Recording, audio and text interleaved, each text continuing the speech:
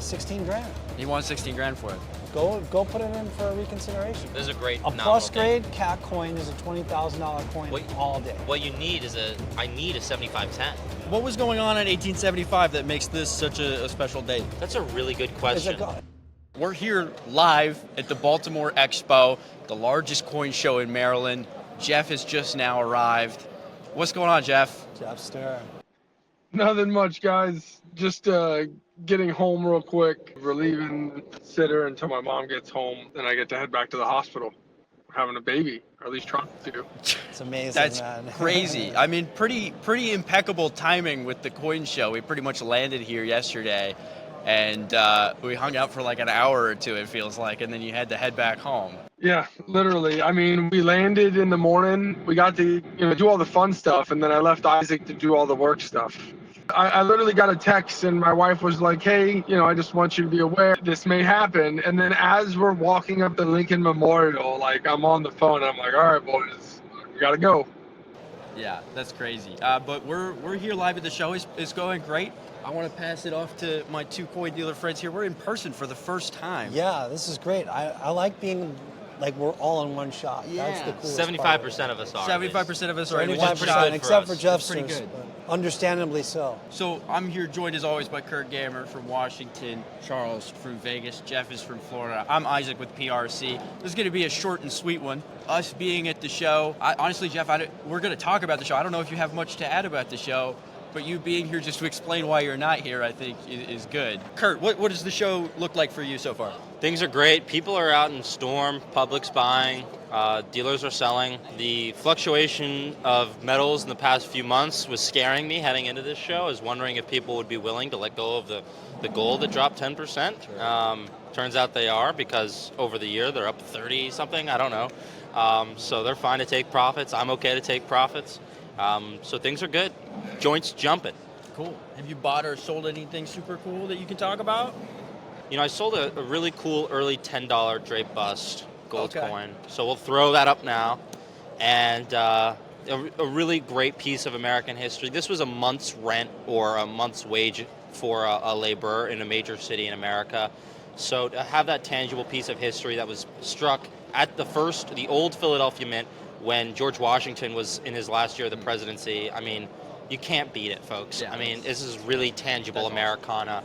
And it's also a bucket list goal of mine. I grew up with a redbook, flipping and dog-earing pages of coins that I loved, and the Draped Bust 10 was always one of those milestone coins for me. So it was actually, I believe it was the first one I've ever handled. Wow. Or at least owned. Yeah, just really great full circle moment to be able to handle that. Very cool. And that happened at this show? You got that done here? At this show, yeah. Very cool, very cool. Charles, what has it been like for you? You've been displaying some pretty cool stuff here. Yeah, Baltimore's a really good show. This, I think, out of all they do, I believe, 3 a year, and I think this one is supposed to be the most popular one. Oh, big So time. it's proving to be so. I mean, the turnout is really good now. It was a slow start early on, but now it's really kicked up. Arranged 2 really good consignments, which was really good. And, I'm just happy to be here, seeing, like, friends that I normally see at the bigger shows. Some of my East Coast people, which is always good. And then we get to be in person. We get to be in person. The great thing about us being in person is that we don't interrupt each other since there's no lag between us. Yeah. There's no lag in Way person. way better. I wish we could do this every week. Cool. So, Jeff, what would you have been doing if you were here? I mean, if I was in Baltimore, obviously, looking for the coins, the shipwreck coins and stuff that hit us most. Probably selling those dimes that I left you with. I did leave Isaac with $500 face value worth of dimes, which is pretty funny. Yeah. Baltimore's a good show. It's easy to get to, at least for us being in Florida. It's like a 2.5 hour flight. For me personally, it's just being able to set up, meet the local people. It's close to DC. It's a high net worth area. So all around, it's a show that is repeatable. People know about it.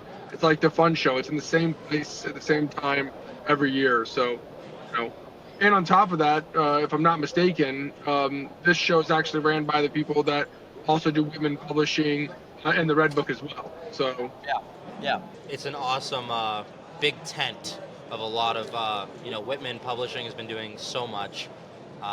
Gray Sheet Publishing and CDN Publishing is doing so much for the hobby.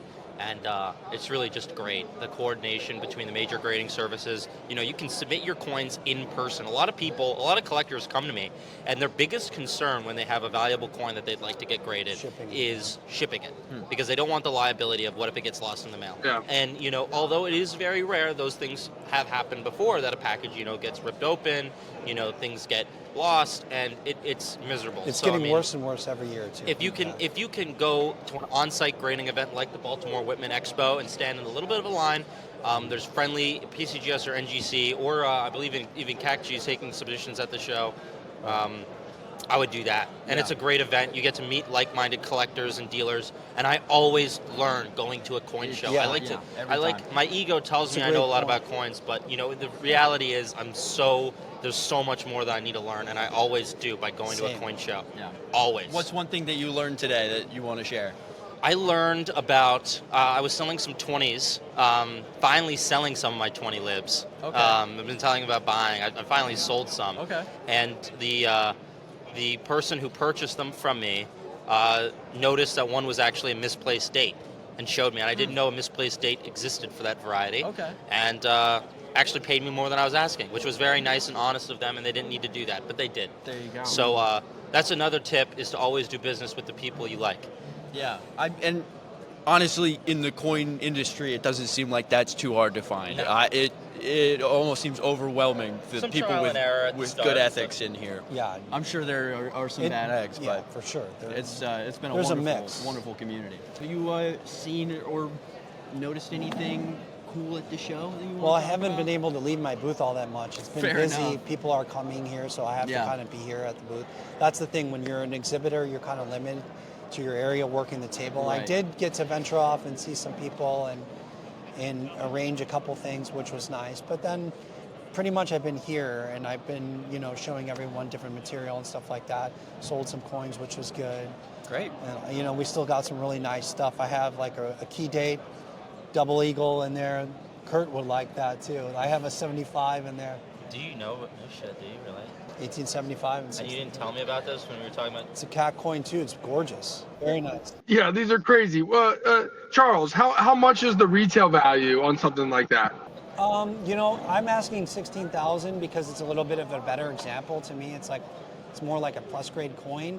There are comps of non cat coins for around 9,000. Do you have a key? But to have a great example like that, it's 16,000.